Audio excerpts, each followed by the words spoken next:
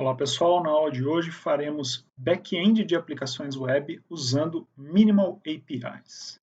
Então, essa nova tecnologia do .NET, lançada a partir do .NET 6, é uma maneira muito mais simples, muito mais tranquila para quem está iniciando, né, muito mais parecida com as linguagens da moda, de se criar APIs, né, ou interfaces de programação para que a gente possa fazer a comunicação entre sistemas, em especial entre a parte front-end e a parte back-end das nossas aplicações web. Nós vamos implementar hoje uma aplicação completa, né, simples, mas completa, tanto com back-end quanto front-end. Okay? Então, nós vamos começar no GitHub aqui criando um novo repositório, tá? Onde a minha aplicação vai ficar guardada e compartilhada para que vocês possam acompanhar também. Tá?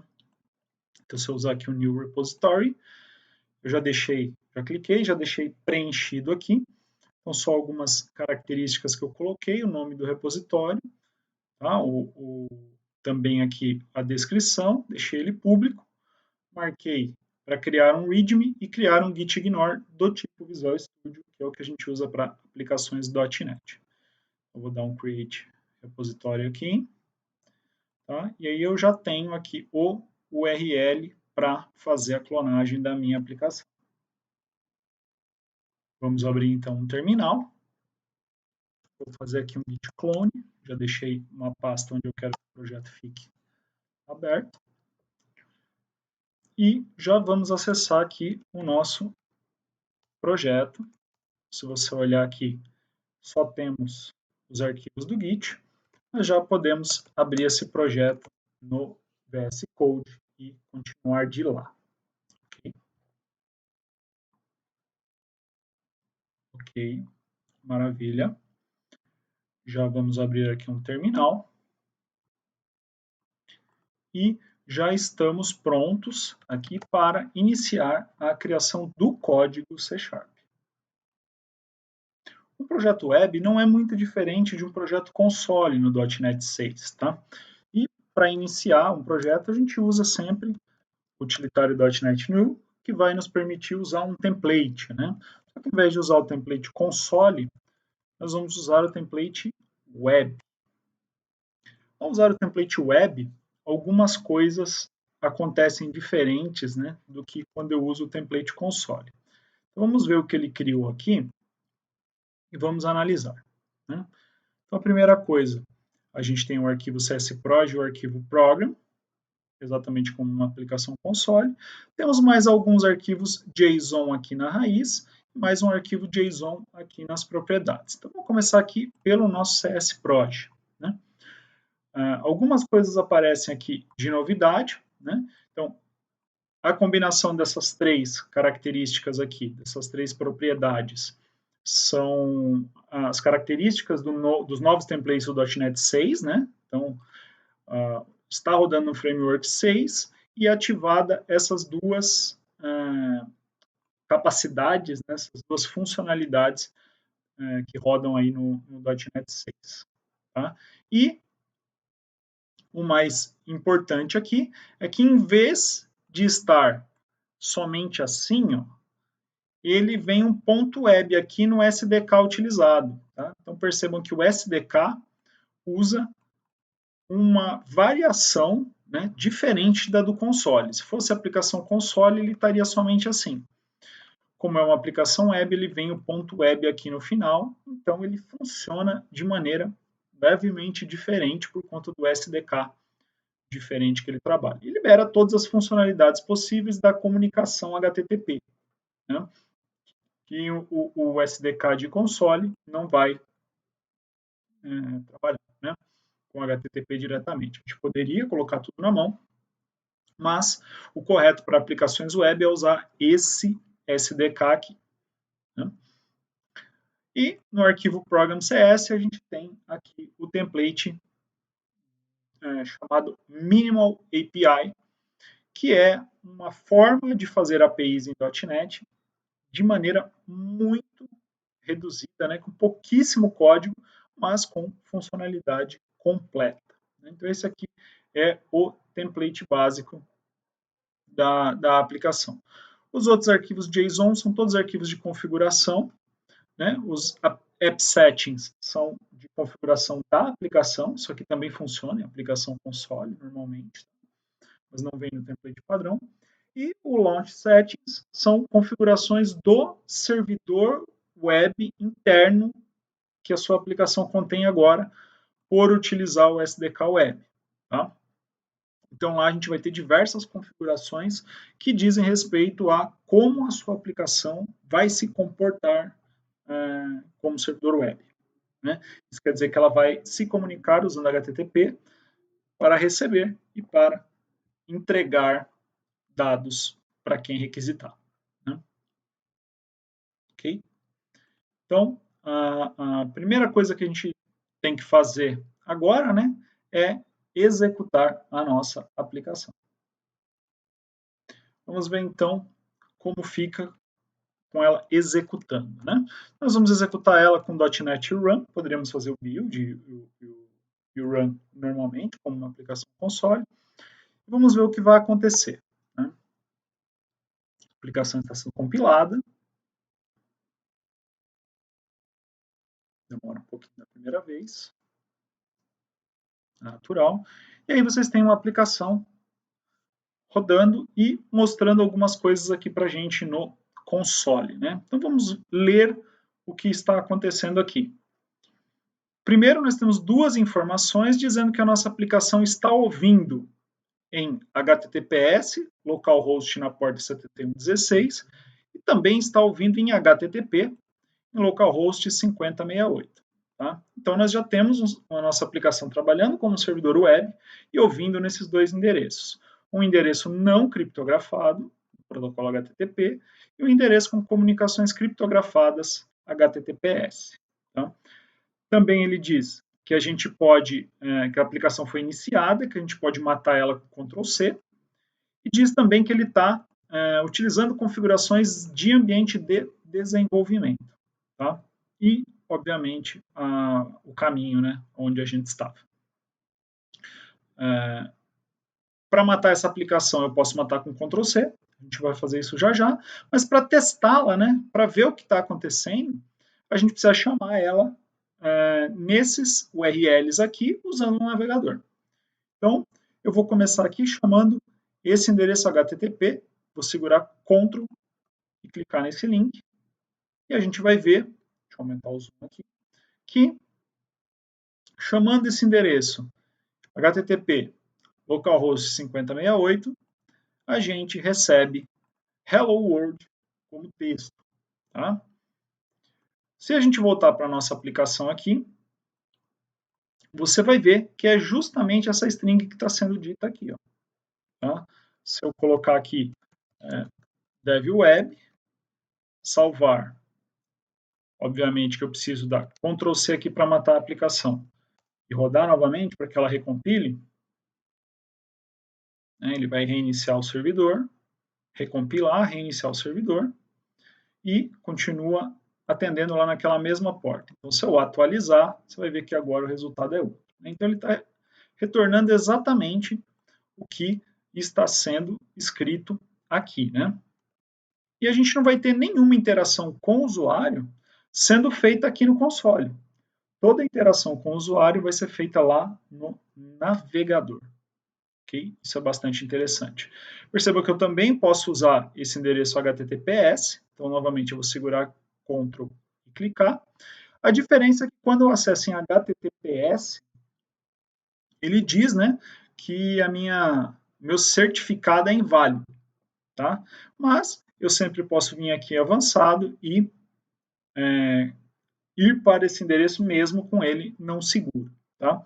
A gente, mesmo não confiando na pessoa que faz essa criptografia, né? na autoridade dessa criptografia. Vai funcionar normalmente. Eu não vou fazer aqui porque a gente vai lidar um pouquinho mais daqui a pouco com questões de certificado, com um pouquinho mais de detalhe. Ok? E antes de falar de certificado, eu quero discutir um pouquinho com vocês aqui como funciona essa comunicação em protocolo HTTP que está acontecendo entre o navegador, que a gente vai chamar de cliente, e a nossa aplicação, que a gente vai chamar de servidor. Né? Então, para isso, eu vou apertar F12 aqui no meu Chrome para abrir esta parte aqui chamada Ferramentas do Desenvolvedor, ferramentas de desenvolvimento. Primeira coisa que ele vai te mostrar quando você abrir pela primeira vez é você escolher a língua, você pode mudar para português, sempre usar a língua do navegador ou não mostrar essa janela e deixar em inglês. Tá? Eu vou colocar não mostrar novamente, porque eu gosto de usá-la em inglês. Tá?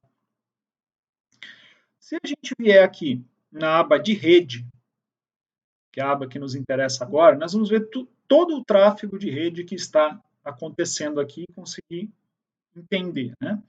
Se eu atualizar para recarregar essa página, vocês vão ver que ele carregou o URL, né? Ele fez uma chamada para esse URL, vamos ver aqui nos cabeçalhos, que ele chamou exatamente o HTTP, usou um método chamado GET e recebeu como resposta um código 200. Ok? Nós vamos depois detalhar um pouquinho mais os métodos e os códigos de status. Né?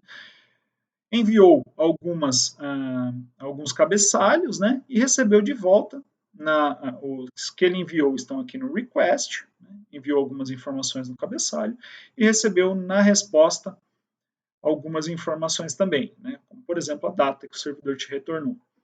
E a resposta foi exatamente o que está aqui na aba response, e o preview ele tenta mostrar isso de uma maneira mais bonitinha, o que aconteceu. Tá? Esses outras informações que ele recebeu aqui são de plugins que estão instalados no navegador e não interessa para a gente nesse momento. Tá?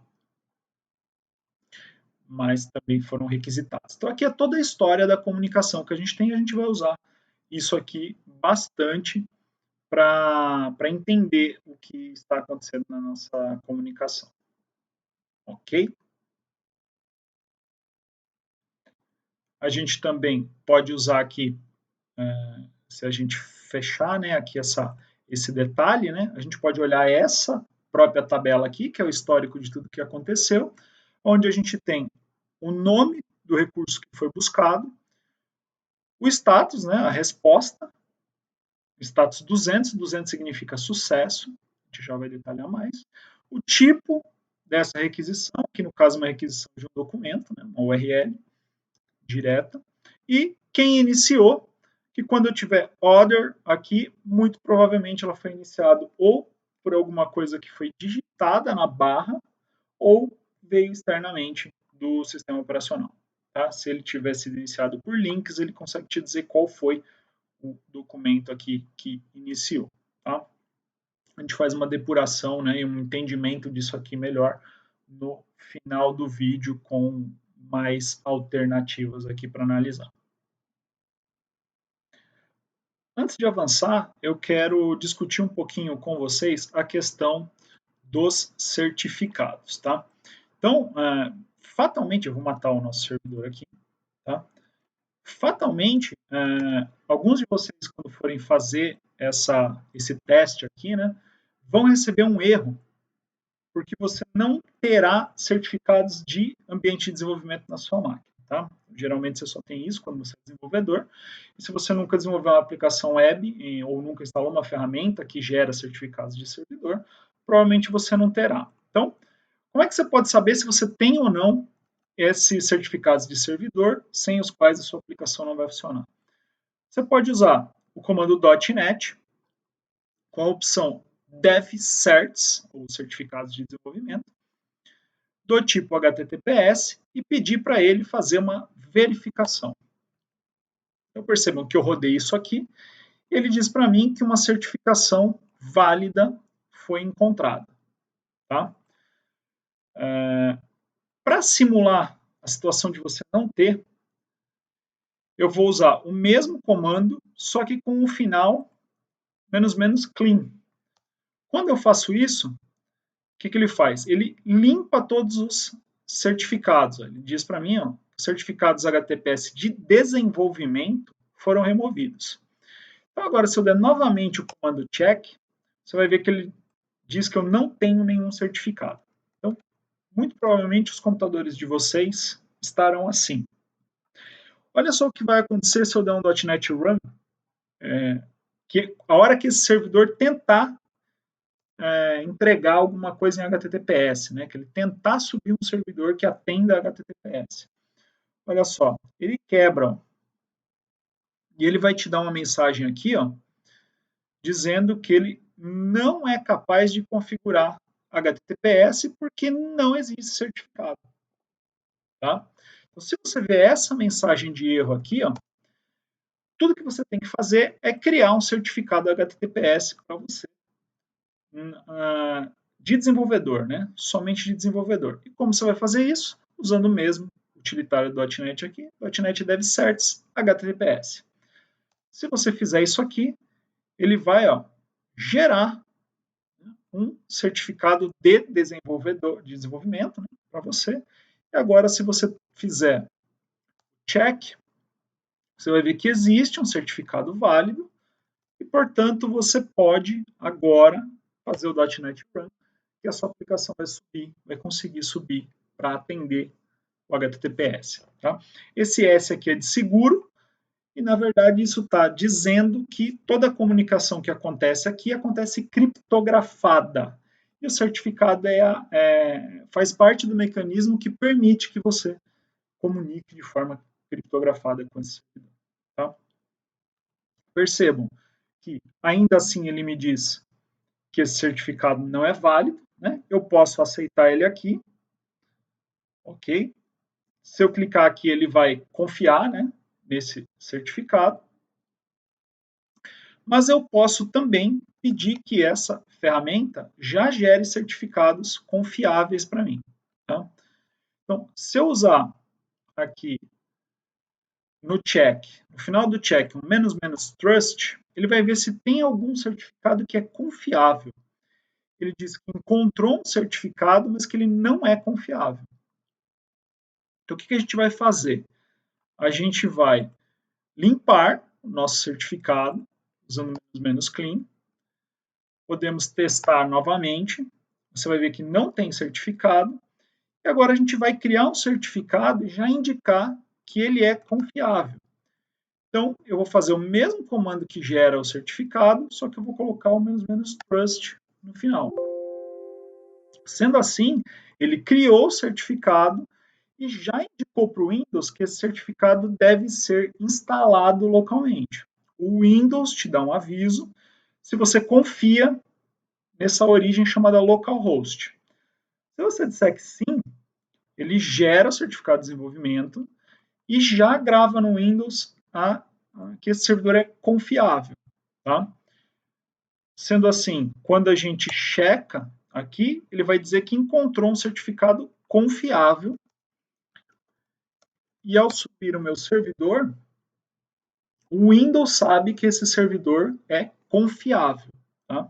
Então agora, se eu tentar acessar esse URL HTTPS, eu não preciso confirmar ele aqui no Chrome. Ok? Então, é assim que a gente trabalha com HTTPS com certificados de desenvolvimento. Tá? Para certificados de produção, você precisa fazer um registro desse endereço aqui como confiável, numa autoridade externa. Tá?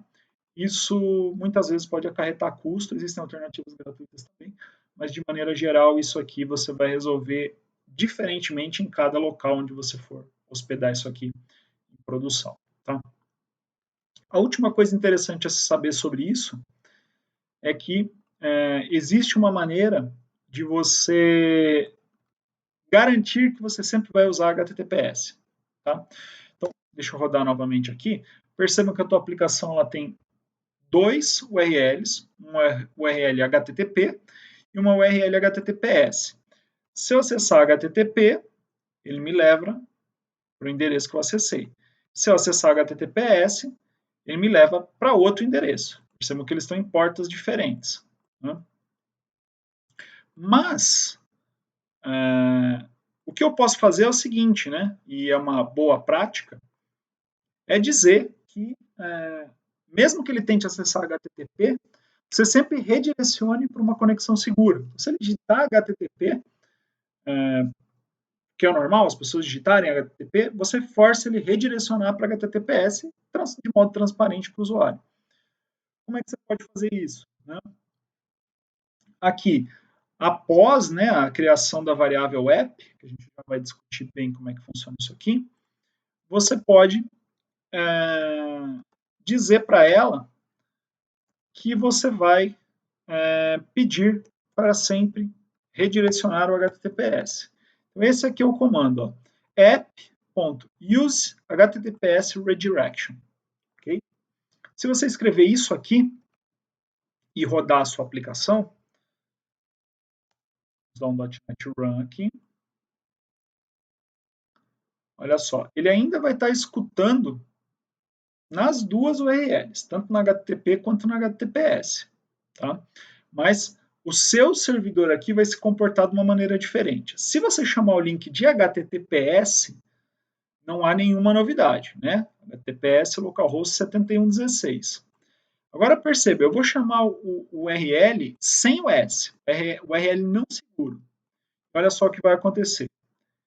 Ele bate nessa URL e o servidor te joga automaticamente para o HTTPS, tá? Então você não consegue acessar o HTTP diretamente porque ele redireciona para o HTTPS e você garante que você está numa conexão segura, tá? Então isso aqui é uma maneira legal de você garantir que a sua aplicação só roda com comunicação criptografada, o que permite uma maior segurança para os seus dados, ok? Ok. Vamos agora, então, analisar um pouquinho melhor esse template, né, e o código-fonte dele, para entender. Deixa eu matar a aplicação aqui, para entender o que está ocorrendo aqui. Né? Então, esse template básico aqui, basicamente, o que mais nos interessa aqui é este comando aqui.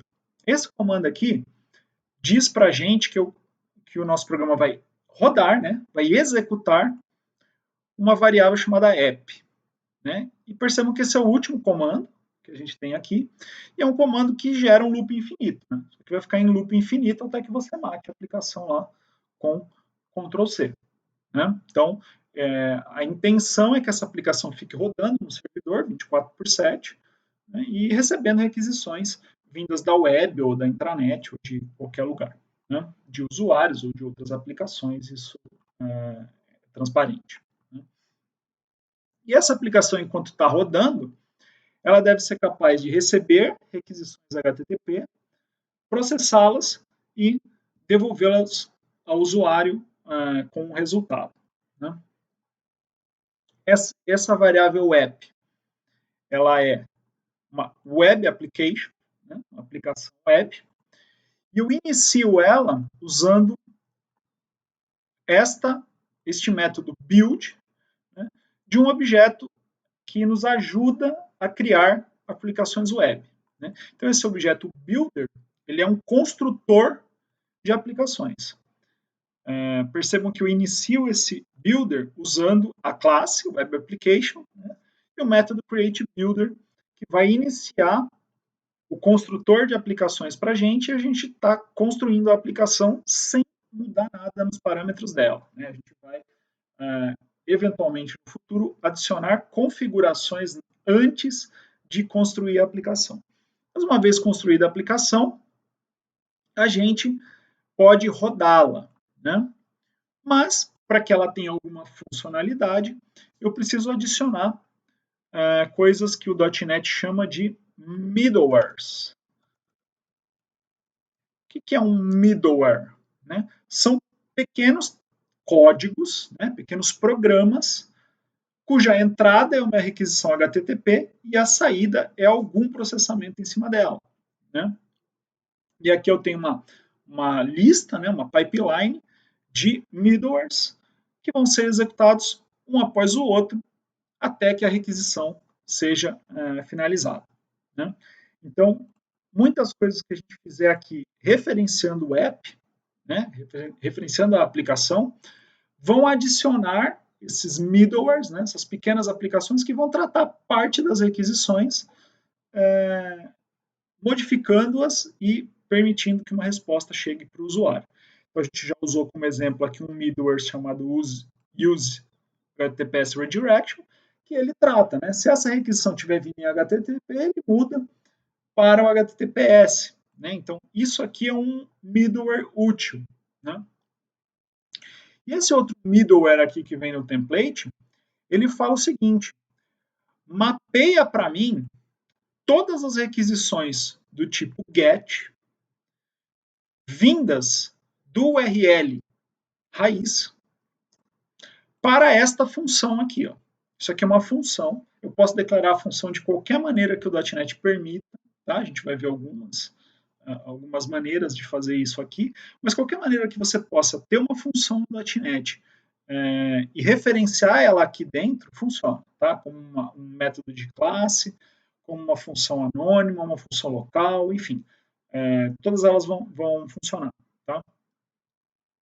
E aqui, o importante é que aqui eu posso receber parâmetros da aplicação e aqui eu posso retornar alguma coisa. Então, o que está acontecendo aqui nesse middleware? Né? Ele está dizendo que eu tenho uma rota raiz que, quando chegar uma requisição GET nessa rota raiz, ele vai rodar essa função. Essa função, não importa o que vier de entrada, devolve para mim a string devweb. Ok? Vocês viram isso aí funcionando, então mais ou menos vocês já entenderam como funciona.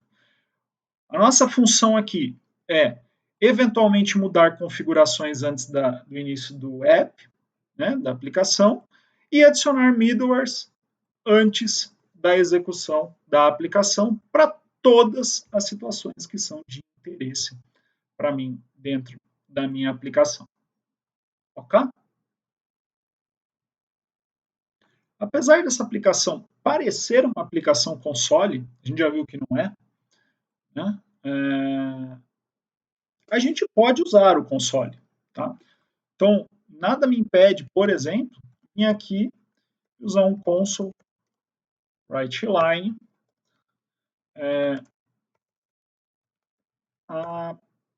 aplicação iniciada. Tá? E quando eu rodar esse cara aqui, no momento que passar por aquela linha, ele vai efetivamente jogar essa informação no console. Tá? Porque a gente está vendo o console aqui. Tá vendo? Não tem problema de usar console write line aqui. A questão é que isso não é a melhor estratégia, porque se isso aqui tiver num servidor, talvez não tenha ninguém olhando esse console. Ou talvez a infraestrutura da aplicação, né, a equipe de infraestrutura, o pessoal de DevOps, tenha decidido que esse log aqui é importante, então ele vai ser gravado, seja numa ferramenta específica de monitoramento ou simplesmente num arquivo texto para poder olhar depois. E aí a gente não quer usar simplesmente o console, porque a gente perde as possibilidades de monitoramento disso aqui, avançadas que o .NET tem. Então a gente deve usar uma coisa que está já embutida na aplicação, que é o logger. Tá? É o mecanismo de log do .NET, que disponibiliza para a gente vários métodos de log. Então, por exemplo, eu posso usar o log information, app, logger, log information, para poder, aqui eu vou parar a minha aplicação, vou iniciar novamente, para poder enviar logs para o mecanismo de logs que eventualmente vai aparecer no console, mas pode também aparecer em outros lugares. Então percebam que quando eu fiz isso, apareceu aqui a aplicação iniciada, quem chamou, né? E percebam que é o mesmo mecanismo que está sendo usado aqui para emitir as informações, né? Então eu estou usando o mesmo mecanismo de log e consigo exibir coisas aqui que não são para o usuário, mas são fatalmente para você entender e monitorar a sua aplicação. Tá? Assim como a gente deu uma mensagem de informação, a gente pode dar uma mensagem, por exemplo, de aviso. Então, vamos colocar aqui um aviso. Por exemplo, poderia ser algo como algo estranho aconteceu. Né? Você não vai parar a aplicação, você não vai deixar ela sem funcionar, mas você loga isso aqui para que alguém olhe em outro momento. Posso ter aqui, por exemplo, um erro foi encontrado. Lógico que você vai dar uma descrição melhor, estou só mostrando aqui para vocês. E o pior de todos, né, aquele que indica uma situação pior, é o critical. Dados foram perdidos. Corrija já. Okay? Você pode ter ferramentas de monitoramento que olham para o nível de log aqui para decidir o que vai fazer, eventualmente até mandar um e-mail para alguém para que olhe isso imediatamente. Então, existem diversas ferramentas de monitoramento que permitem isso. Então, percebam que quando eu uso diferentes níveis de log aqui, né, ele vai aqui nessa saída mostrar os níveis diferentes e existem ferramentas para dizer o que vai acontecer em cada um desses níveis, traçar gráficos e coisas do tipo, tá? Que estão fora aqui do escopo do nosso curso, mas que podem ser bastante importantes para a gente, tá? Então, sempre quando você quiser fazer o que você faria com o console write line, ou seja, olhar aqui no console o que está acontecendo, usem esse modelo aqui, né? E não o modelo do console write line. Ok? Vamos aqui fazer uma limpeza disso aqui. Eu vou deixar somente esse log de informação aqui, mas eu vou dizer que a aplicação foi iniciada aqui logo antes do run, né? Não enquanto eu estou criando meus middlewares aqui. É importante a gente entender, né, que apesar de eu estar usando o mecanismo aqui e ele está exibindo aqui para mim no console, a aplicação iniciada, e eu posso chamar aqui, ó, que no cliente, né, no navegador, que pode estar em qualquer lugar do mundo que tem acesso àquele URL, nada aparece, tá? Isso aqui são realmente informações que só estão disponíveis para a gente no servidor, né? No local onde a aplicação está rodando, certo?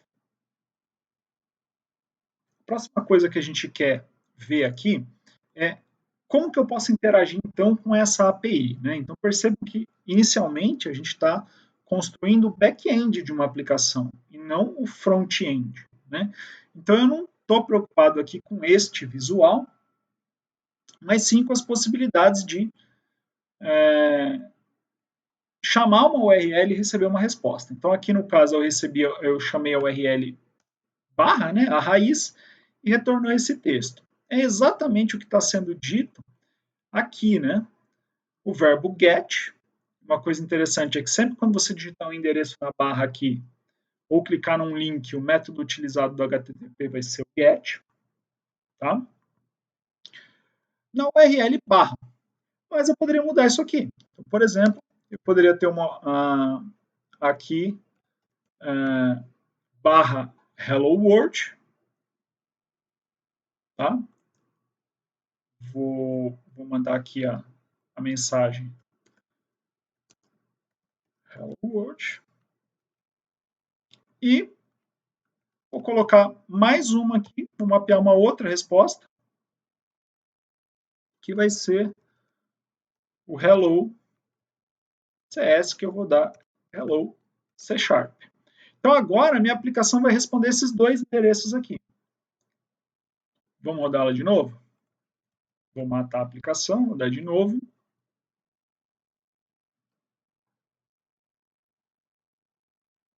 Foi iniciada, está lá no nosso URL. Agora eu vou atualizar. Perceba que agora ele não tem o que atender na raiz. Ó.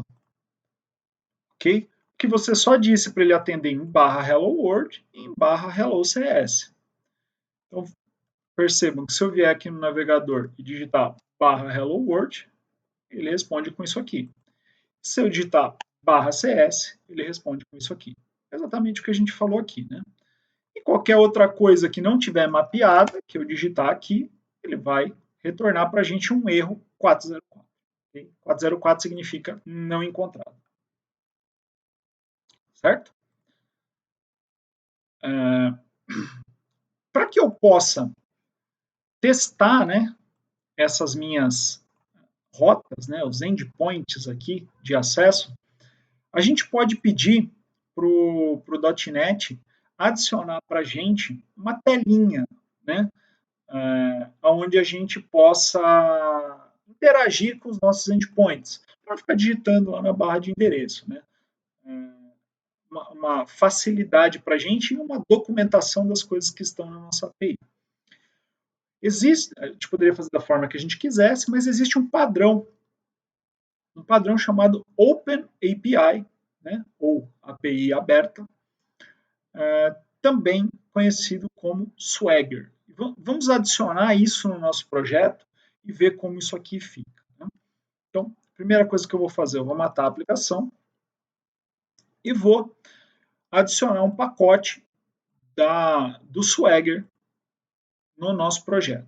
Então, para isso, eu vou usar .NET Add Package, então, .NET adicionar pacote, e vou adicionar esse pacote aqui, chamado Swashbuckle, que é uma biblioteca que gera Swagger para a gente. Tá? Ele vai baixado no GET. Quando tiver aqui, ó, tudo certo, tudo restaurado, quer dizer que a biblioteca está instalada. Como é que eu verifico? Eu venho aqui no meu CSProj e você vai ver que eu tenho uma referência agora para o pacote. Tá? Swashbuckle.aspinet core. Quando eu faço isso, eu tenho acesso às funcionalidades aqui, então, de Swagger. Né? Então, o que eu quero fazer é adicionar aqui um middleware que gera para a gente a documentação do Swagger e uma tela para consultá-la, tá? Para o usuário poder consultar. Antes disso, eu preciso vir aqui no meu builder e dizer para ele que ele tem que gerar o arquivo de documentação e gerar a tela de consulta. E a gente faz isso aqui antes do build, né? Porque ele vai ter que fazer isso antes de começar, antes de criar a aplicação. E como é que a gente faz isso? São dois comandinhos que eu preciso aqui. O primeiro, dado ao builder, é que ele vai adicionar um serviço que gera Swagger para a gente. Swagger é um arquivo de documentação da minha API, então ele vai ter o equivalente a isso aqui, legível por máquina. E ele também vai gerar um explorador de API, dos endpoints da API. Aqui ele vai gerar uma página, né, navegável, onde você vai poder navegar na documentação que você viu aqui e chamar as suas APIs aqui embaixo. Então, quando você faz isso, esses caras já foram adicionados na sua aplicação.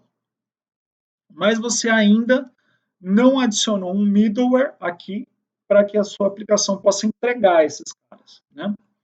Então, você pode, por exemplo, adicionar esses caras aqui, use Swagger e use Swagger UI. O use Swagger vai permitir que você tenha um endpoint com a documentação. E o Swagger UI vai exibir aquele navegador para que você possa navegar na sua API, graficamente. Né? Então, vamos ver como isso vai se refletir aqui na nossa aplicação. Eu vou rodar.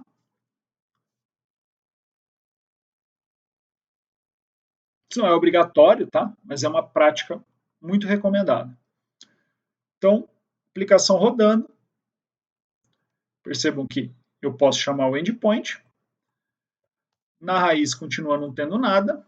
Mas agora eu recebi um endpoint /swagger. Quem gera esse cara aqui são esses comandos que eu coloquei. Então, se eu chamar /swagger, percebam que agora ele me dá uma interface. Deixa eu voltar o zoom aqui para o zoom padrão. Uma interface da OpenAPI que nos mostra quais são os endpoints que eu tenho. Então, ele gera esse arquivo .json aqui de documentação.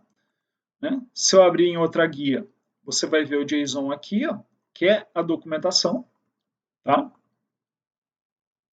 E aqui os meus endpoints e eu posso usar isso aqui para testar os meus endpoints, inclusive. Então, se eu vier aqui em Hello World, ele vai me dizer que esse cara pode ser testado. Posso vir aqui, try it out, e executar. Quando eu executei, ele vai me mostrar aqui as respostas. Esta foi a URL que eu executei, tá? Então, barra Hello World, no endereço inicial. E a resposta do servidor veio um código 200 com esse texto aqui, ó, com o texto Hello World, no corpo da resposta. Ele mandou estes cabeçalhos aqui, como por exemplo a hora, indicando que isso aqui é um texto puro, por exemplo, que codificado em UTF-8. Ok? Ele também me diz que eu tenho um outro endpoint aqui, que eu posso executar, e o resultado é nesta outra URL, este outro. Tá? Então a gente vai usar, durante esse exemplo aqui, né, nos próximos exemplos da aula, enquanto a gente ainda não estiver fazendo os front-ends para isso, o Swagger para testar os nossos endpoints, saber se está tudo certo. Estando isso aqui certo, você pode divulgar esse Swagger ou divulgar de uma outra maneira os seus endpoints, e esses endpoints podem ser chamados por outra aplicação, notavelmente pela sua aplicação front-end escrita em JavaScript, ou por qualquer outro tipo de aplicação que tenha suporte a HTTP e JSON, obviamente. Tá? Então, agora aqui a nossa função a seguir, né, é aprender a criar novos endpoints aqui para que a gente possa trabalhar com eles da melhor maneira possível e entregar funcionalidades para outras aplicações. Vamos ver um pouquinho mais de perto como que a gente pode adicionar, né, outros endpoints aqui na nossa API, né, as possibilidades da nossa aplicação. A primeira coisa que a gente tem que ver, entender, né, é como funciona o protocolo HTTP. Tá? Quando você faz uma requisição HTTP, você sempre tem que indicar um verbo. O que é esse verbo? Né? Você está indicando abstratamente qual é a ação que você quer executar naquele URL. O URL é sempre um recurso, né? Indica um recurso específico. Mas o que eu quero fazer com esse recurso? Eu quero criar, eu quero receber, eu estou enviando o recurso, eu estou recebendo o recurso, eu quero alterar, eu quero excluir. Né? Isso é feito através dos verbos HTTP. Então a gente tem, por exemplo, o verbo get, que você está requisitando um recurso, entrega para mim, né? Post, onde você está enviando o recurso para o servidor, o put, onde você está substituindo um recurso que já existia por um novo, né? O delete, que você está removendo um recurso do servidor, e o patch, que você está corrigindo parte daquele recurso lá dentro. Tem mais alguns, né? Vocês viram que eu pulei alguns, mas basicamente esses verbos, né, indicam as ações. Eu percebo que é muito parecido com aquilo que a gente imagina do CRUD, né? Não é muito diferente, né? Você pode achar aí um paralelo entre eles.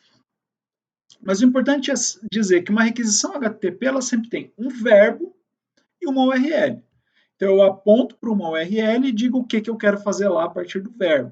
Tá? Então eu posso ter na mesma URL um tratamento para o verbo get diferente do tratamento do verbo post. Então, por exemplo, se você vai ter uma inclusão e uma consulta, a inclusão você vai ouvir no verbo post e a consulta no verbo get, mas a URL pode ser a mesma. Tá? Vamos ver como é que a gente faz isso aqui no ASP.NET. ASP.NET Core Minimal API. Né? Então percebam aqui que eu mapeei nesses dois endpoints aqui um get, né? O verbo get, em dois URLs diferentes. Mas eu poderia, por exemplo, ter uma URL API, aqui, API, e aqui, no momento, os dois estão iguais, mas eu poderia dizer que aqui eu estou atendendo ao verbo post e aqui eu estou atendendo ao verbo get. Então, aqui seria get e aqui seria post. O resultado, né? Você pode escrever o que você quiser aqui, só para a gente entender. Perceba que ele tem o mesmo URL, né? O mesmo endpoint, mas ele responde a verbos diferentes, tá? Todo esse mecanismo aqui, onde você vai escrever todas as URLs e todos os verbos que eles atendem, é o que a gente chama de mecanismo de roteamento, tá? De uma aplicação web. Vamos ver como é que esse cara está agora? Agora a gente vai usar o nosso Swagger, né? Já adicionamos o Swagger, então a gente vai usar a interface do Swagger para visualizar isso de uma maneira um pouquinho mais simples do que ficar digitando, né? Até porque para testar esse endpoint post, a gente não poderia usar pela barra de navegação aqui do navegador, porque ele não vai mandar post, ele sempre vai mandar get. Então vamos atualizar aqui, eu dei um Ctrl R para atualizar. E percebam que agora ele já detectou que a gente tem na mesma URL, barra API, uma chamada get e uma chamada post. Então, se eu executar aqui a minha chamada get, você vai ver que o URL é esse aqui, né? E o resultado é aquele que a gente mandou. Tá? E se eu fizer a chamada post, posso testar aqui também, a URL é a mesma e o resultado é diferente. Tá?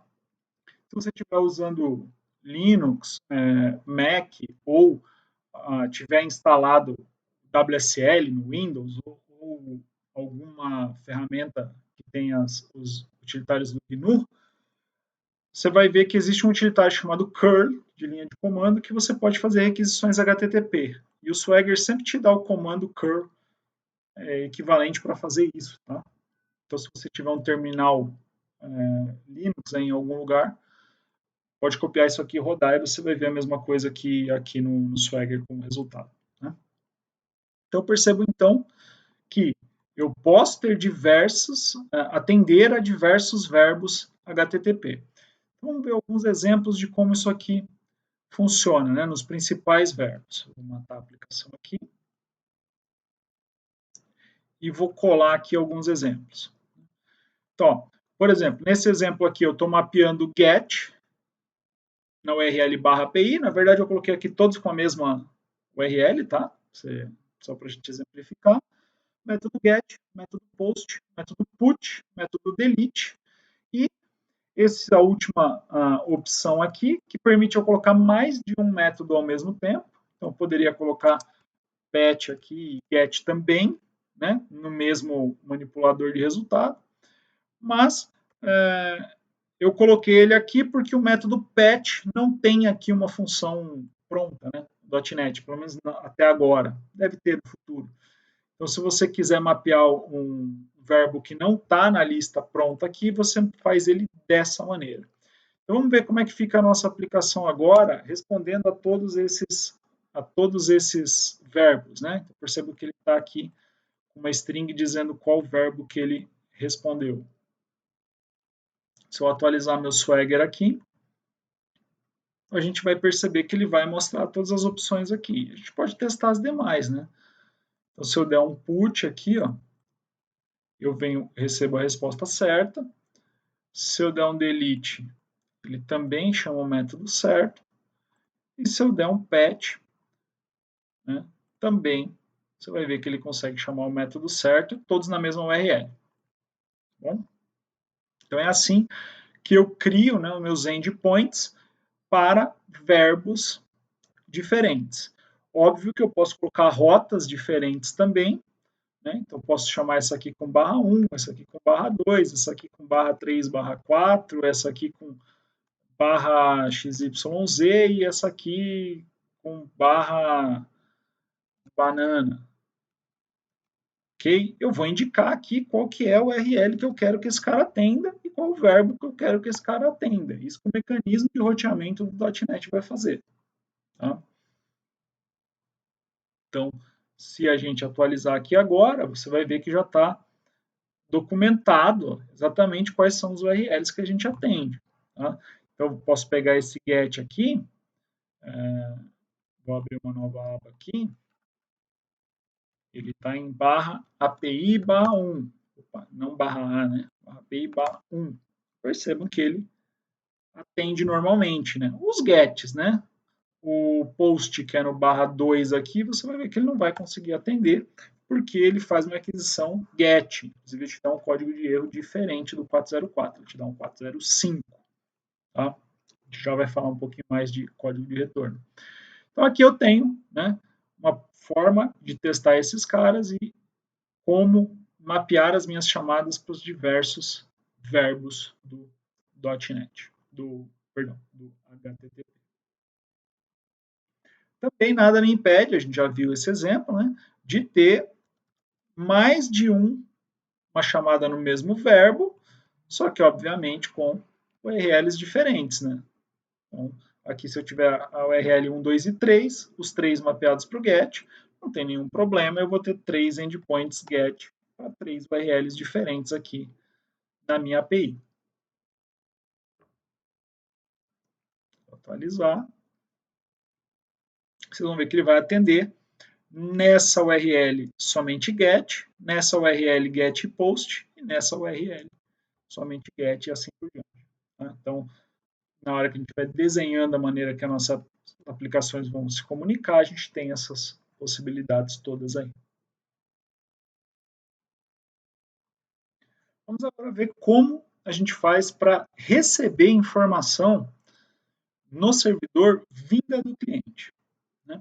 Então percebam que aqui a gente não está recebendo nada, né, a não ser a própria URL e o verbo, mas eu posso querer receber informações do meu cliente, né, de quem está requisitando, para que possa modificar a maneira como eu vou trabalhar aqui a minha API. Né? Então, por exemplo, eu poderia querer receber aqui um número inteiro x, né? E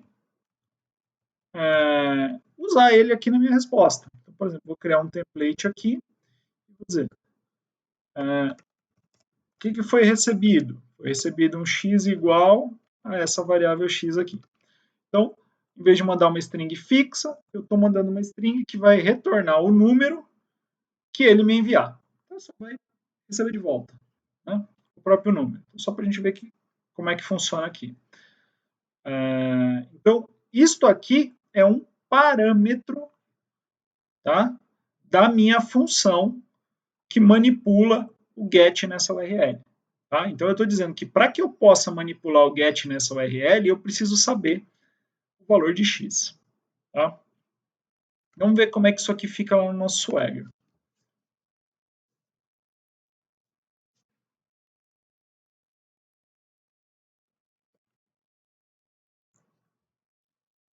Então, vocês vão ver que a gente só tem uma API, é um GET. E agora, né, ele já diz para mim que eu tenho um parâmetro x, que aqui é obrigatório, né, e que ele é um inteiro e que ele vai ser enviado como query. Então, vamos ver como é que isso aqui funciona. Se eu clicar em Try It Out, ele abre o campo aqui para mim. Então, vamos dizer que x para mim vale a 15. Eu vou executar. Olha só, percebam que a resposta vem exatamente o que a gente imaginava, né? Recebido x igual a 15. Mas a URL de envio, ela tinha, além da URL, este final aqui. Ó. Este final, que começa com um sinal de interrogação e depois contém uma lista de chaves e valores, separadas por e-comercial, já vou mostrar aqui para vocês como fica, é o que a gente chama de query string. Por isso que está o query aqui, ó, é string de consulta. E ele permite passar valores no URL para o back-end, né, para a aplicação, para a nossa API. Percebam que isso aqui não está criptografado, ele está no URL. Tá? Então, isso aqui pode ficar em log, pode ficar em vários lugares, então não é a maneira como eu devo mandar informações que precisam ser seguras. Tá? Isso aqui deve ser considerado como uma informação pública, tudo que vier assim. Tá? Então, digamos que eu preciso receber também um y, vou colocar aqui um int y, E vamos melhorar aqui, ó, y igual a y. Então, agora nós temos dois parâmetros na nossa aplicação. Vamos ver como é que ele fica aqui. Quando termina de compilar, a gente atualiza o nosso Swagger aqui. E agora vocês vão ver que ele já documenta que existem dois parâmetros. E se eu passar um aqui e dois aqui, percebam que ele monta lá aquela nossa query string no formato que eu falei, né? Vou copiar isso aqui, colocar aqui no VS Code, que a gente enxerga melhor. Então, olha só. Ele chamou HTTPS, porque eu mandei redirecionar. Este é o endereço da aplicação. Esta aqui é a nossa rota. Ele fez um GET nisso aqui. E aqui é a minha query string. Olha só como é que funciona a minha query string. Ó. Um e-comercial para dizer que daqui para frente são parâmetros. Conjuntos de chave e valor, x igual a 1, y igual a 2. E esses conjuntos estão separados por um e-comercial. É assim que funcionam as minhas query strings. Você já deve ter visto isso ao acessar o site, principalmente site de compra, usa muito isso aqui, quando são links externos para afiliados, né? Ok? Então, N outras situações onde isso acontece. O próprio Google, quando você faz uma consulta, né? Ele tem uma variável Q aqui para consulta e aqui o valor que você está buscando, né? O URL do Google. Preste atenção aí quando você fizer uma busca no Google. Tá? E essa estrutura aqui a gente chama de query string. Ok? Porém, não acaba aí, né? A query string não é a única maneira que eu tenho de receber dados, né? Então, vou comentar esse cara aqui e vamos ver uma outra maneira de receber esses dados aqui. Tá? Se eu não quiser receber esses dados na query string, eu posso receber elas direto na minha rota. Tá? Então, por exemplo, eu poderia dizer que o meu x e o meu y fazem parte da minha rota.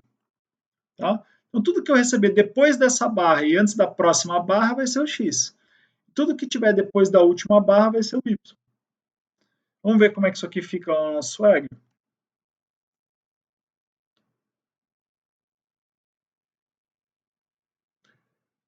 Esse formato aqui nos permite fazer URLs amigáveis, né, que vão ser muito bem indexadas pelos mecanismos de busca. Então, olha só, ele aparece entre chavezinhas aqui, mas ele já mostra para você que esses são parâmetros de caminho, parâmetros de path, então eles estão na URL mesmo.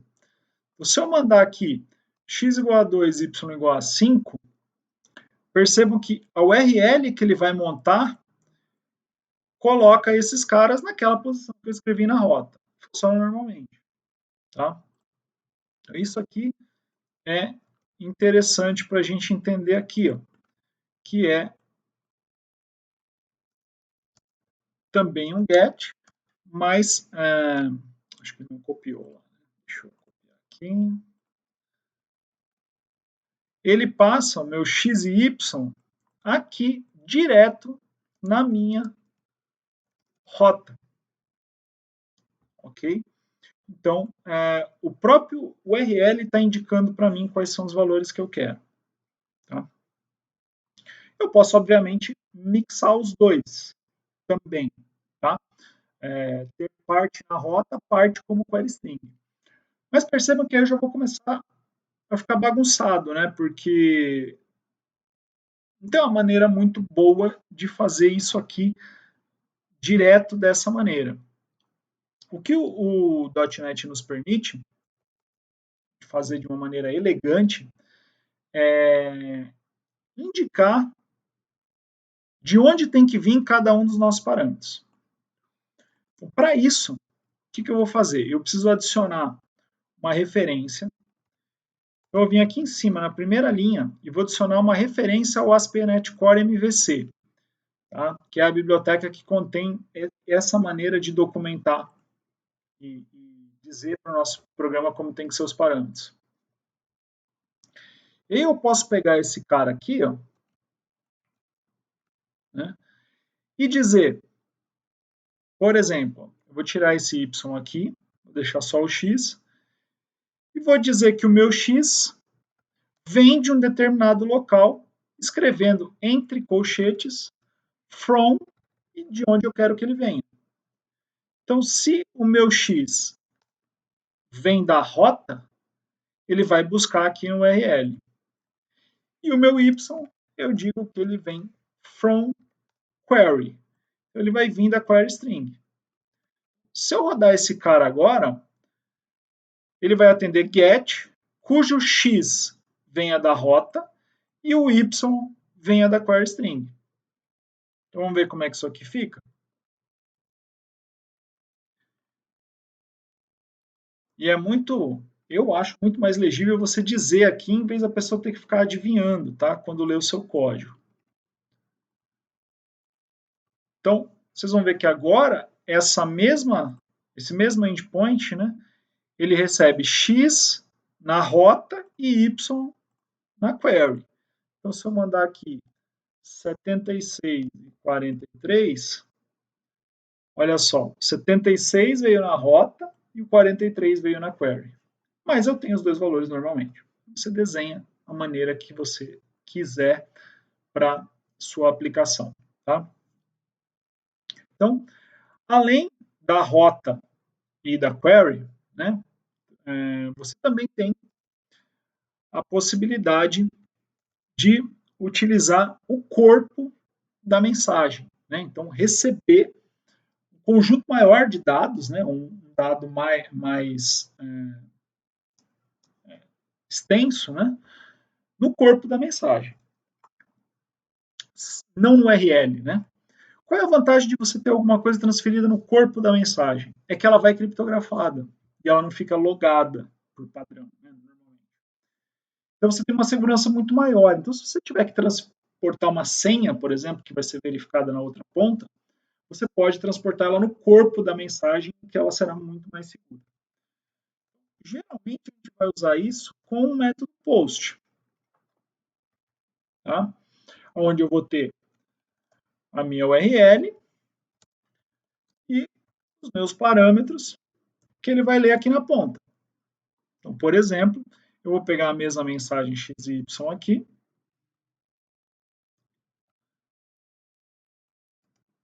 tá? Porque eu quero receber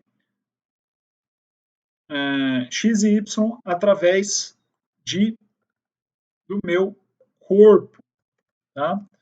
From body. Eu vou dizer que eu vou receber um int x, percebam que até aqui tudo bem, mas se eu tentar colocar aqui, ó, no from body, um outro cara y, vamos ver o que vai acontecer aqui, ó.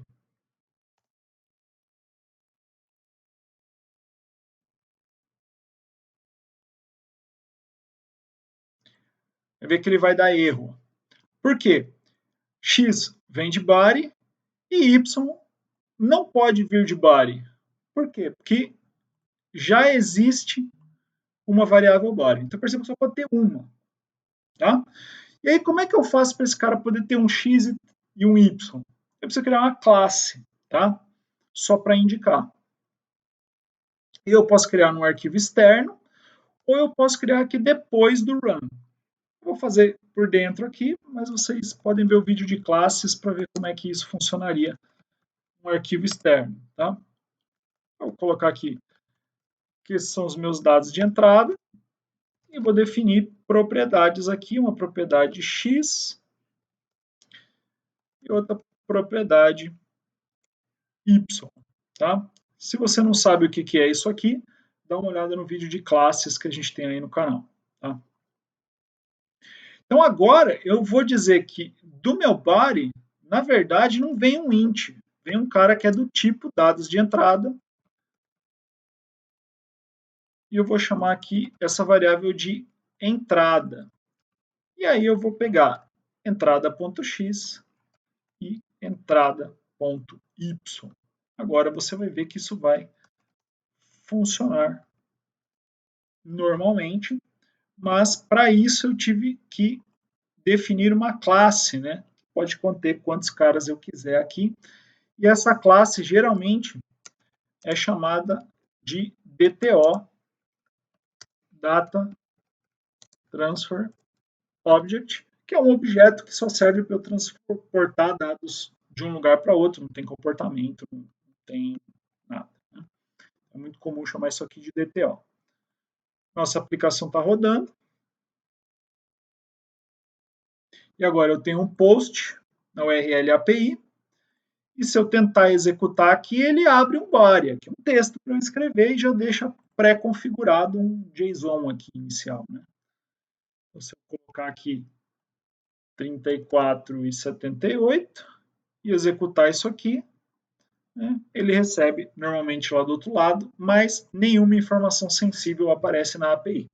Como eu estou transferindo isso em HTTPS, essa informação aqui ela trafega criptografada. Okay? Então aqui poderia ser usuário e senha, por exemplo, e não teríamos problema, desde que usando HTTPS. Okay? Você teria seus dados seguros. Outra coisa legal de usar um DTO é que ele também consegue documentar aqui os seus esquemas. Né? Então, ele diz para você que dados de entrada tem um X e um Y e que essa API vai receber um cara do tipo dados de entrada. Ok? Bem bacana isso aí.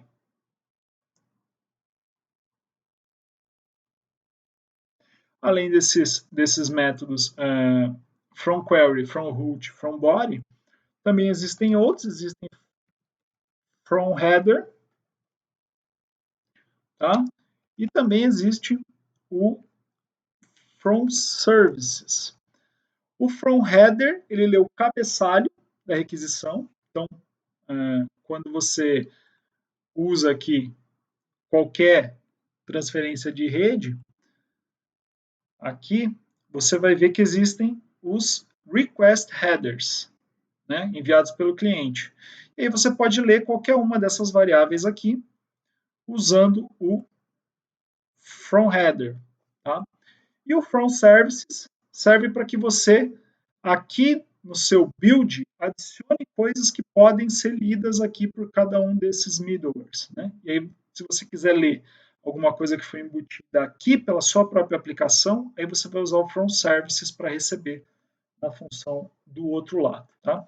Então, eventualmente, a gente pode esbarrar com alguma dessas situações aqui nas próximas aulas, em especial o From Services, porque a gente vai querer acesso a banco de dados embutido em todos os nossos middlewares aqui, e a gente vai fazer isso usando o From Services. Ok? Mas não vou me estender em nenhum dos dois aqui neste momento. Agora que entendemos as possibilidades de receber dados nos nossos middlewares, vamos também estudar um pouquinho as possibilidades de saída. Né? Então, as saídas, inicialmente, elas têm um conjunto de dados, que pode ser texto, geralmente texto JSON ou binário, né? E um código para identificar o que aconteceu com a sua requisição. Né? Então, os códigos eles são numéricos, de 100 a 599, e o primeiro dígito ele indica o grupo de resultado. Né? Então, do 100 ao 199 são informativos, de 200 a 299 são sucessos, notavelmente HTTP 200 é um ok, né? Uma resposta de sucesso. Os redirecionamentos na faixa dos 300, na faixa de 400, erros no cliente, né? Ou seja, dados que o cliente enviou errado, URLs que foram solicitadas e que não existem, né? Por erro do cliente. E na faixa de 500, por erros do servidor. Então, ou seja, o cliente fez tudo direitinho e o servidor quebrou mesmo assim. Né? Alguns exemplos aqui bastante conhecidos e que são importantes para a gente. 200 ok, requisição bem sucedida. Ok? Algumas vezes você vai encontrar com 200 sucesso também, né? 201 created é quando você enviar um post para criar um registro e conseguir. Você vai retornar um 201 created. Outras coisas importantes aqui. 302 é um redirecionamento. Eu encontrei, mas eu estou te mandando para outro lugar, por exemplo. Na faixa do 400, tem alguns também bem conhecidos. Bad request, no 400, ou seja, você mandou uma requisição, mas algum dado que você me pediu está errado, a sintaxe está errada. 403, forbidden, muitas vezes é enviado quando você não tem permissão para fazer alguma coisa. E 404, que é não encontrado. Né? Quando você digita um endereço que não existe, você já deve ter visto o HTTP 404 em algum lugar aí pela internet. Né? Aí a gente tem timeout no 408, enfim. E muito importante aqui também o erro interno do servidor 500. Né? Então, quando a sua aplicação dá uma exceção, por exemplo, o cliente fez tudo direitinho, você tentou salvar no banco de dados, seu banco de dados caiu. Você vai retornar um 500, né, um erro interno do servidor, por exemplo. Né? Então, esses códigos aqui são convenções, né, e os navegadores vão trabalhar com eles de maneiras diferentes para interagir com o usuário, e se for uma interação entre aplicações, isso passa a ser ainda mais importante, porque as aplicações só vão saber se tiveram sucesso ou não pelos códigos de resposta HTTP. Né? E a gente consegue, então, aqui, deixa eu fazer uma limpeza nesses caras aqui que a gente fez antes, criar as nossas rotas aqui e dizer quais os resultados que elas vão retornar. Né? Então, vamos novamente criar umas rotas aqui. Vamos criar um get que atende em /teste com essa função aqui, que por enquanto está retornando uma string. Percebam que eu falei para vocês primeiro que isso não precisa ser uma string, né? Isso pode ser outra coisa. E na realidade, né, a gente só está retornando praticamente resultado estático aqui, né? Mas como isso aqui é uma função, obviamente você pode ter aqui um bloco, né? Fazer o processamento que você quiser e no final dar um return com o resultado que você quiser. Tá? Isso aqui vai funcionar novamente. Chamou teste. Tá? Então aqui eu tenho a minha função definida por um bloco, não por um comando único.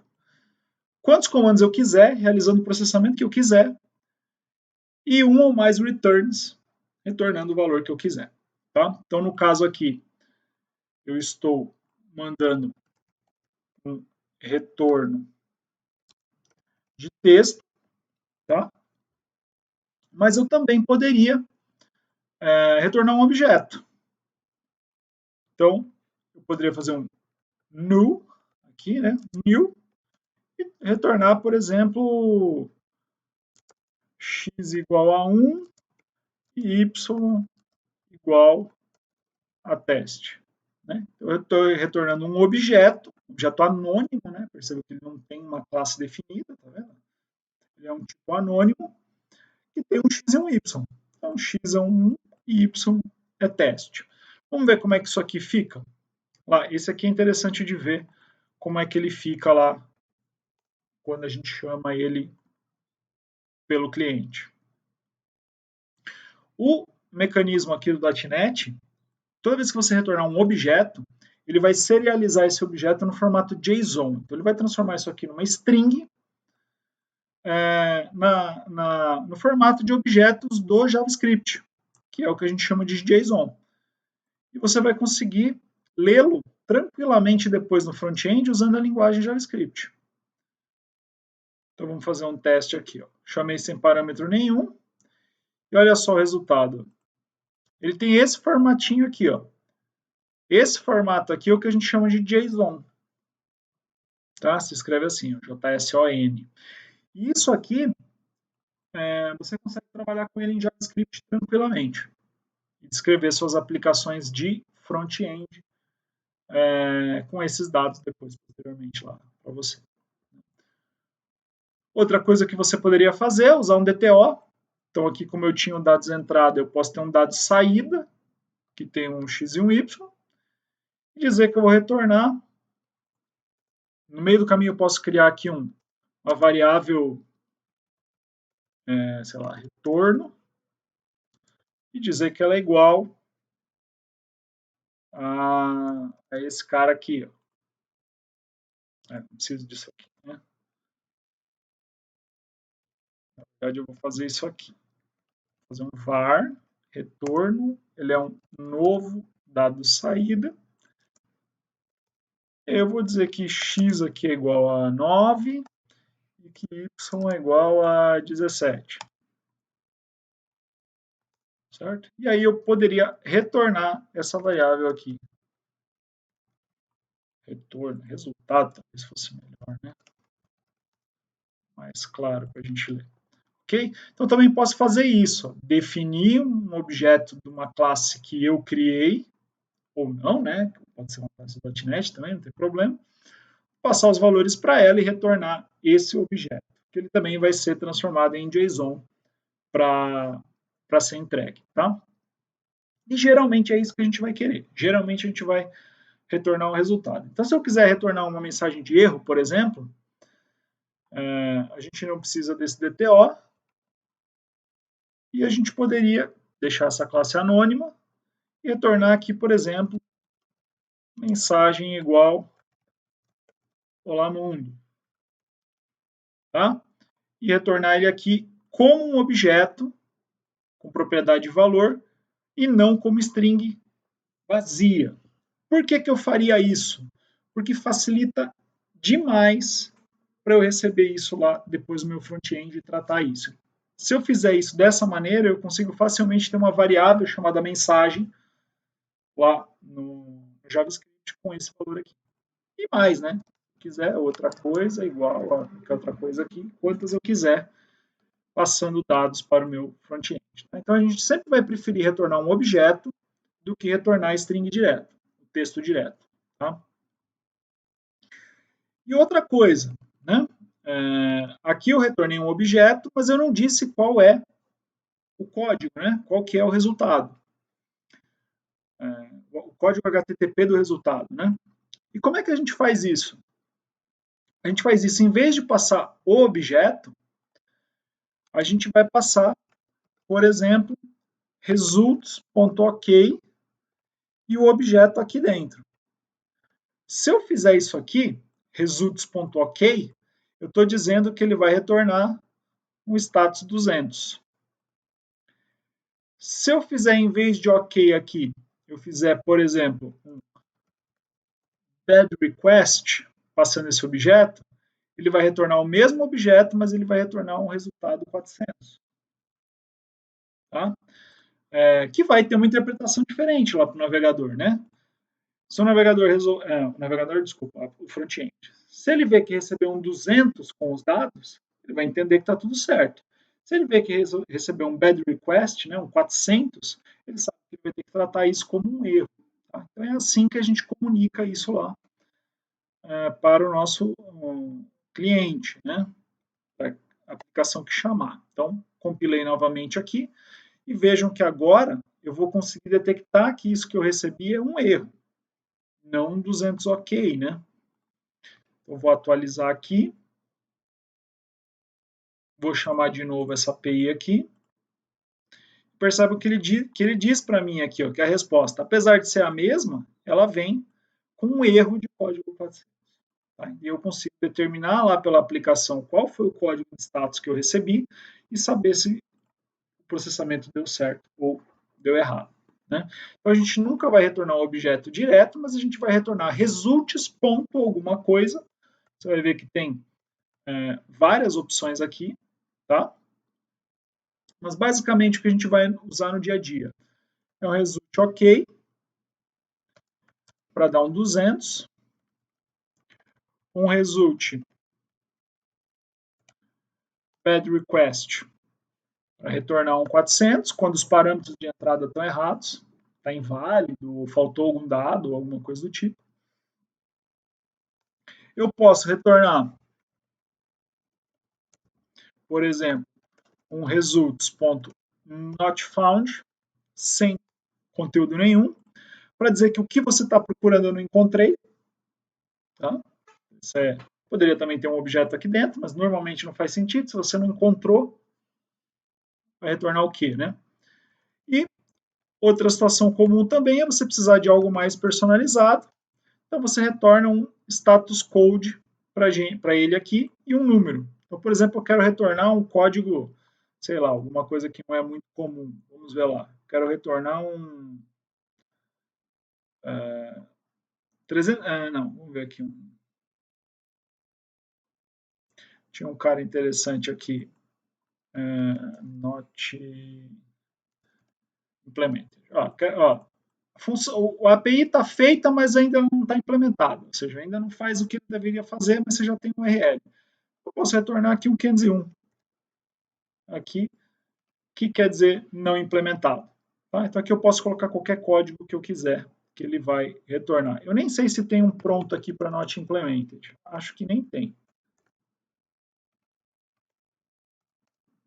Se eu quisesse retornar um not implemented, eu não teria. Eu teria que retornar direto pelo status code 501 aqui. Tá? Você consegue personalizar. Então, basicamente, OK, bad request not found, você vai usar o tempo inteiro, e se precisar usar um código diferente, você usa aqui o 501. Outro cara que a gente vai usar quando a gente estiver falando de REST, né, é um cara chamado created, tá? que retorna aqui exatamente esse código 201 aqui, mas que ele tem características diferentes, porque junto com ele eu tenho que mandar um cabeçalho, ok? Indicando onde é que eu encontro esse cara que foi criado. Tá? E aí, quando a gente estiver falando de REST, né, de banco de dados, aqui a gente detalha esse cara um pouquinho melhor. Tá bom? Então, geralmente eu vou retornar objetos, de qualquer maneira que eu tiver para fazer, e em vez de retornar o objeto direto, eu sempre vou escolher um dos métodos aqui com o código equivalente. Uma outra coisa que pode acontecer, né, já que eu tenho um código para executar aqui, pode acontecer da minha aplicação dar um erro, né, ou de você querer de alguma forma forçar um erro porque uma determinada situação aconteceu, né? Para você trabalhar os erros, nós vamos fazer o seguinte, ó. Deixa esse endpoint aqui. Eu vou criar um outro endpoint aqui, um outro map-get. Eu vou criar um endpoint vai dar M. Já entenderam, né? E aqui eu vou rodar um código simulando aqui que alguma coisa aconteceu e deu um erro. Então, vou simular um erro aqui. Vou usar um throw para gerar uma exceção. Se você não sabe o que é isso, dá uma olhada no vídeo de exceção aqui do canal. E vou colocar um emoji aqui de cocô.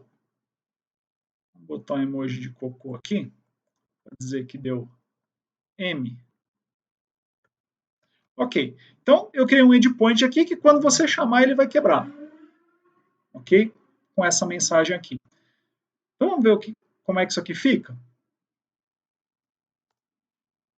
Né? Eu estou fazendo ele quebrar aqui intencionalmente, mas estamos entendendo que isso aqui pode não ser intencional, né? Ok? Vamos atualizar aqui o nosso Swagger. Ele vai ter 2 endpoints agora, inclusive esse endpoint aqui que a gente já sabe que vai quebrar. Então, se eu chamar esse cara aqui, ó, ele já avisa para mim que o retorno é um 500. Lembra que a família de 500 é um erro do servidor e não do cliente? E aí eu recebi a exceção aqui. Ó, né? O Swagger mostrou para mim a exceção, com a mensagem que eu mandei. Se eu chamasse esse URL direto aqui, ó, fora do Swagger, eu ia receber aqui, ó, esse erro 500 aqui, ó. Tá? essa telinha aqui. Tá? Essa telinha aqui é uma tela de exceção para o desenvolvedor, né? A gente não quer que isso aqui apareça quando o nosso software estiver em produção, tá? O que a gente pode fazer aqui é limitar essa página para só aparecer quando eu estiver rodando como desenvolvimento, tá? Então a gente pode dar um comando aqui para o nosso app, né? Testando assim, ó, se o ambiente for desenvolvimento, use a página de exceções de desenvolvedor. E aí, ó, vamos ver o que acontece aqui, ó.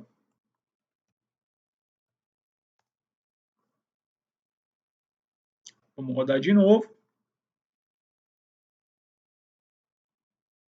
E vamos atualizar aqui esse endpoint.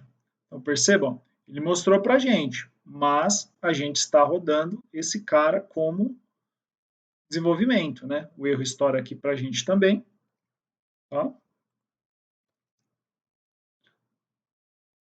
E eu consigo controlar. Se eu fizer isso aqui e eu estiver rodando essa aplicação em outro ambiente que não seja desenvolvimento, né? E aí está fora do nosso escopo aqui dizer como isso vai ficar, ele não vai usar essa tela de exceção e vai mostrar a telinha de erro 500 lá, tá? do navegador mesmo, ok? Sem esses detalhes. Então, só aqui para a gente entender que essa tela aqui, ela é gerada por um middleware, tá? E eu posso controlar também quais middlewares eu vou adicionar ou não usando um if aqui. Isso é um negócio bacana que a gente consegue fazer aqui com o nosso.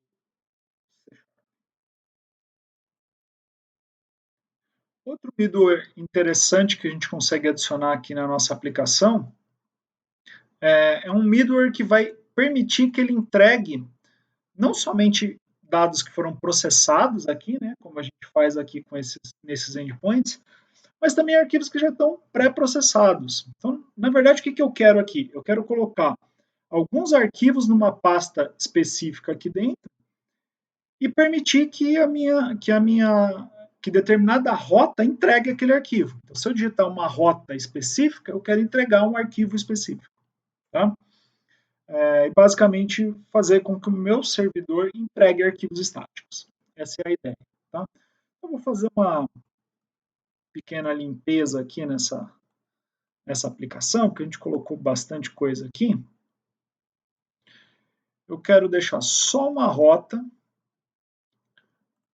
Eu vou chamar essa rota aqui, por enquanto, de hello, novamente, tá? Hello world, ok? E vou deixar aqui ele retornando hello world como JSON dentro da mensagem aqui, tá? Então, a gente tem uma rota. Isso aqui basicamente vai significar o nosso back-end, né? Onde que vai permitir que o nosso front-end busque informação no back-end.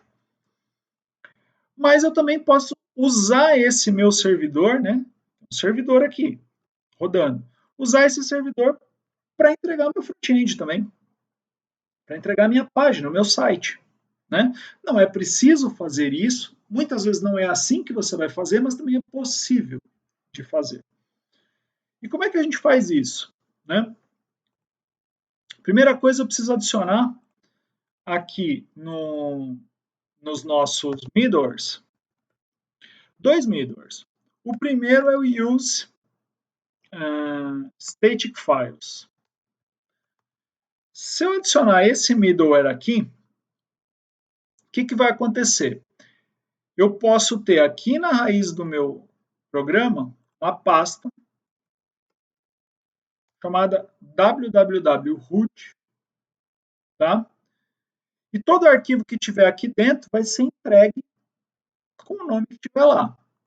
Então, por exemplo, se eu colocar aqui teste.txt e eu colocar aqui, ó, este é o arquivo teste.txt. Ok? Eu criei um arquivo texto e joguei nessa pasta com esse nome específico, www.root. E ativei esse middleware, use static files. Vamos rodar a aplicação e vamos ver o que vai acontecer. Esse static files não vai aparecer no nosso Swagger, tá? Porque o nosso Swagger é especificamente para APIs, né? E aqui não é uma API, é um arquivo estático. Então ele não aparece aqui. O nosso hello sim. Mas se eu chamar esse cara aqui, ó, com barra teste.txt, ele vai buscar o arquivo físico lá e mandar para a gente. Percebam que o nome do arquivo que está aqui passou a ser entregue a partir de www.root por esse middleware aqui, ó, chamado state files. Tá? E geralmente a gente vai usar isso não para entregar esse tipo de arquivo, mas para entregar coisas como um arquivo HTML. Então aqui eu vou chamar esse cara de index.html e vocês vão ver que eu também posso chamar agora aqui index.html e esse cara é uma página web. Tá? Percebam que ele está estranhando esse acento aqui, mas é porque isso aqui não é um HTML válido. Vou mostrar para vocês rapidamente aqui, óbvio que haverão aulas e vídeos no canal sobre front-end de marcação, para você conseguir entender melhor isso aqui. Mas percebam que agora eu tenho um arquivo bonitinho HTML, mas eu preciso escrever esse cara na linguagem HTML corretinha, tá? E é assim que a gente faz para servir um site, né? Geralmente a gente não quer escrever esse nome de arquivo aqui, né? A gente quer escrever só o endereço do servidor e alguma coisa já vai ser entregue. Como é que eu faço isso? Eu tenho que adicionar mais um middleware aqui, antes do static files, que é o default files. Que é o seguinte, esse middleware aqui pega o URL de raiz, que é esse barra aqui, sem nada, e redireciona para um arquivo de nome padrão, que geralmente é index.html. Tá? Então agora se eu atualizar aqui, lógico que eu preciso reiniciar o servidor aqui, né? Adicionei um middleware nele. E agora, se eu não passar nenhum nome de arquivo aqui, ele vai usar o padrão, que é index.html, e vai me entregar esse cara aqui. Então, basicamente, eu passo a ter um site agora. Tá? A gente pode usar essa estrutura aqui, do default files e do static files, para servir o nosso front-end. Tá? Basicamente, o que eu vou ter que fazer é colocar o nosso front-end todo dentro dessa www.root. Tá? E a gente vai fazer isso agora. Tá? Eu vou fazer um pouquinho rapidamente. Eu vou criar aqui também um cara chamado style.css. Vou criar um outro cara aqui chamado index.js. É um arquivo HTML, um arquivo CSS, um arquivo JavaScript. Vou criar uma pasta aqui chamada imagens e vou mover para dentro dessa imagem uma imagem para a gente colocar na nossa página. Vou pausar aqui, mover a imagem e já volto o vídeo. Ok? Então, eu copiei para dentro dessa pasta imagens uma imagem aqui, que é o logo da nossa jornada aqui, do nosso projeto, e vou colocar um front-end aqui, que eu vou fazer rapidamente um front-end aqui com HTML, CSS e JavaScript para a gente ver. Eu já deixei pronto, na realidade, então, se olhar aqui no navegador, essa última aba aqui, eu deixei pronto os arquivos aqui com um front-end e um back-end. Para quem estiver querendo acompanhar agora, pode pausar o vídeo aí e bater esse QR Code, tá? Você vai vir para esse mesmo endereço. E aqui, veja bem, eu tenho um back-end com uma URL /hello world, tá? Vou substituir o nosso aqui, ok? Ele tem os default files e tem um get com hello world. Tem também aqui, pode pausar e digitar se não quiser pegar, né, o URL, o link vai estar na descrição também. O index.html vai ter este conjunto de dados aqui. O meu CSS vai ser esse cara aqui. E o meu JavaScript vai ser esse cara aqui. Tá? Vou só formatar esses documentos aqui para ficar mais bonitinho.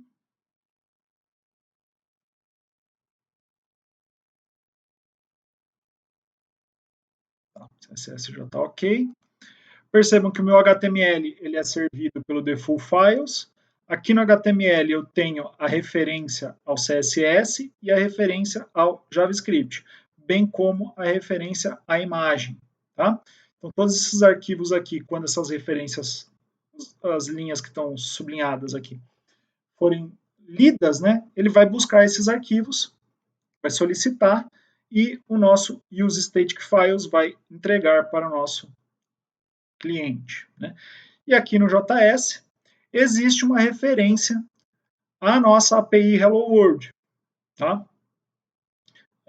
Onde ele vai chamar e vai ser atendido pelo nosso map-get. Tá? Então vamos ver como é que esse cara fica aqui quando a gente rodar ele.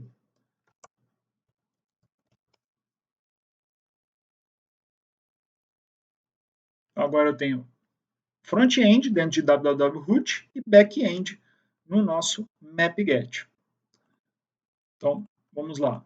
Vou atualizar aqui para a gente ver o nosso Swagger. Então, eu só tenho uma API chamada Hello World, que me retorna um objeto com uma mensagem chamada Hello World. Então, nossa API está bacana, está funcionando.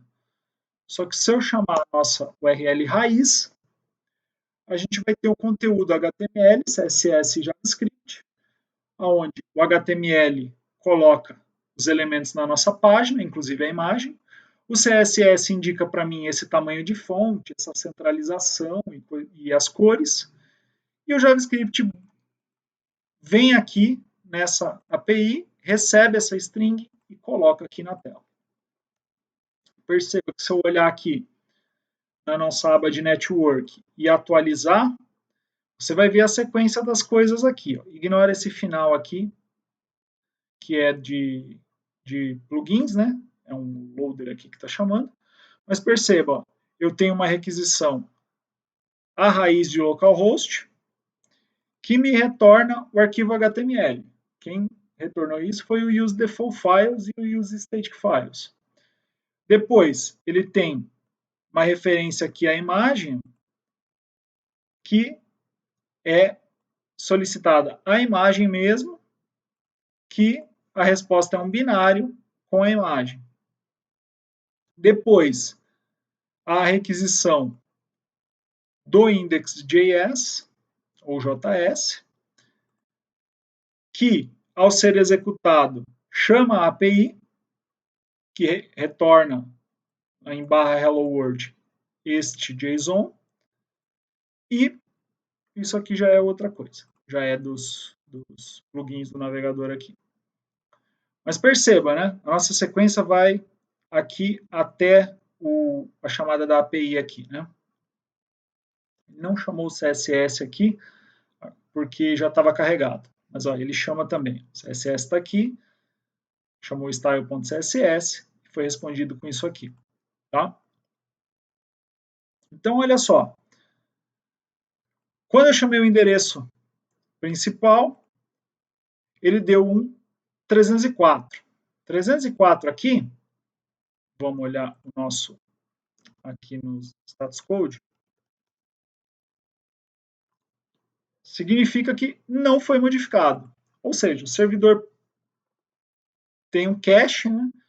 E, melhor, o navegador tem um cache, viu que o resultado foi igual, então ele não buscou de novo. Se eu limpar o nosso cache, dar um recarregamento forçado, você vai ver que ele vai retornar um 200 da primeira vez. Ok? Depois ele buscou o CSS, retornou um 200 também, e quem iniciou foi o index, ou seja, a requisição inicial. A imagem é um 200 e é um PNG, também iniciado pelo inicial. O index também quem teve foi o inicial, ele é um script, também deu 200. E o Hello World é um fetch, ou seja, uma chamada de front-end para back-end por trás. Tá? Não pelo URL, tá? Mas pelo canal de back channel que a gente chama, né? Um fetch. Isso aqui tem uma das aulas da parte de front-end. Na linha 3 especificamente do arquivo index.js. Tá?